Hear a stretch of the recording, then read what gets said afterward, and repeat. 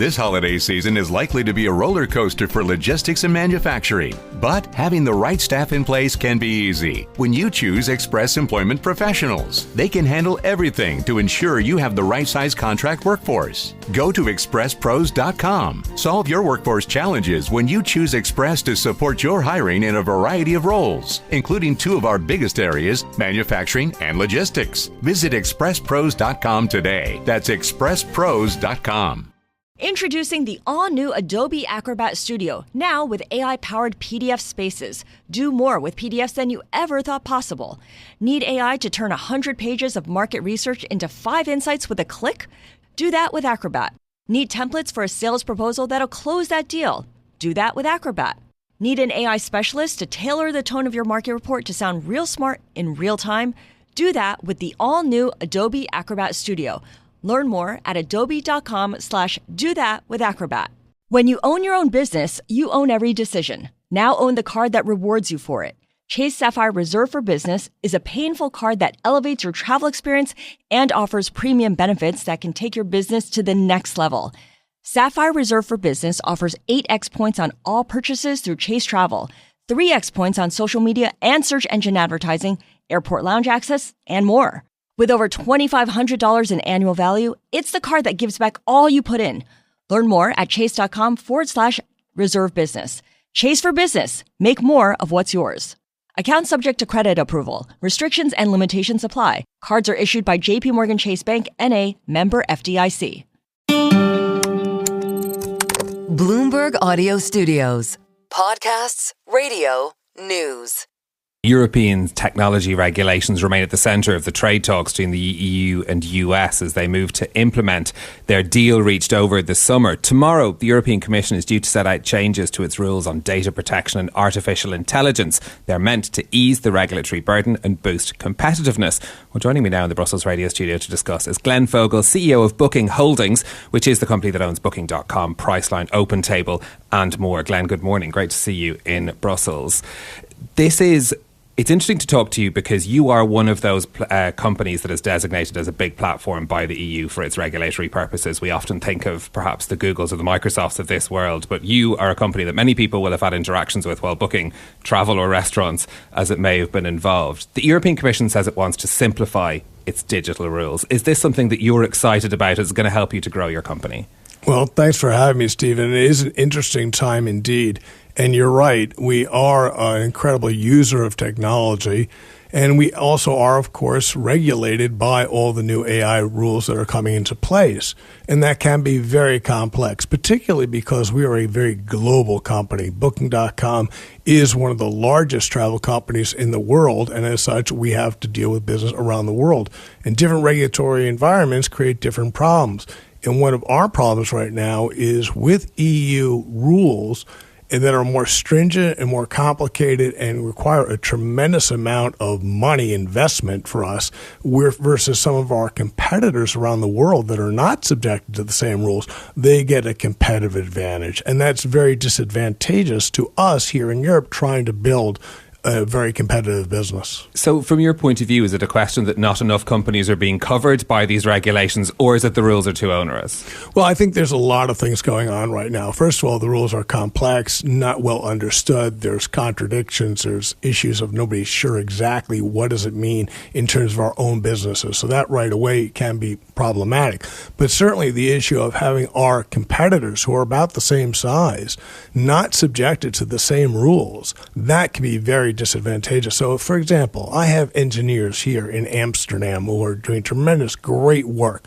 But if they can't get the cutting edge technology, that's the stuff that's right out front, because the people who create this, the giant hyperscalers, don't want to bring it to Europe right now because they're concerned about the rules in Europe. So they're not giving it over to our engineers to be able to do things and play with it and learn. Well, that puts us at a big disadvantage to a giant player in the U.S., like Expedia is one of our big competitors, or Airbnb is one of our big competitors, or the Chinese company, Trip.com, they're a big competitor. They all can get that stuff. Our engineers may not be able to get it. And because there's no rule per se, but the issue is that people who create these new technologies are concerned about being in sort of liability issue. Which companies are afraid then to be selling selling those products into Europe? Well, I think every single AI creator always has to be thinking in the back of their head, should I bring this to Europe right now or not? Is this allowed or not? Look, we all saw that. When OpenAI first brought out ChatGPT, you must remember when Italy said, oh, we don't want that right now. Do you remember that? Well, that continues on and on and on, where the concern is as these new technologies are developed, the people creating it look at the EU and they look at the European regulation and they are concerned. Well, the interesting thing is that we spoke to YouGov recently about a survey they did across 9 European countries. Overwhelmingly, the people they spoke to supported regulation of AI, even if that came at a cost of innovation. I wonder, in the conversations that you're having with European regulators, how are you putting your points forward to them, and do you feel you're being listened to? So this is a very complex problem here. We all agree we want to have safe technology. Nobody disagrees with that. And then you come up on the other hand, we don't want to end up far behind other countries, and we don't want to end up not having great innovation that helps society too. So it's a balancing issue. The problem is the world is not one set of rules. So how do we work here in Europe? How together do we create up with rules that will be able to match up with rules in other parts of the world? And that is something that, unfortunately, we as a global company have to deal with, but we cannot change.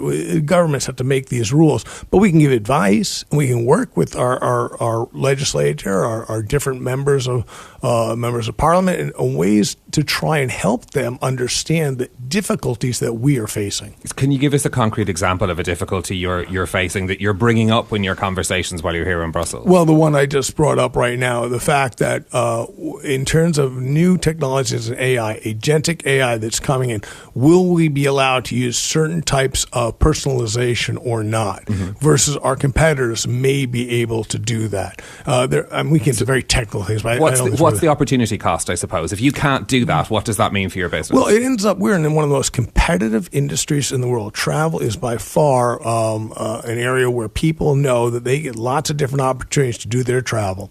And if they come to us and they do not see the same benefits, the same ease of use, the same personalization that is shown by one of our competitors, we may not get that sale. And that's in the long run, what you end up with is that we'll end up with companies in the European area cannot compete.